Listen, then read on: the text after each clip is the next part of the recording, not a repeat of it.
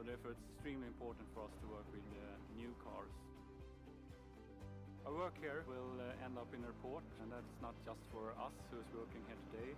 It will hopefully be used all over Sweden and possibly internationally too. The reason that we work close together because we have the same goal, and that's to have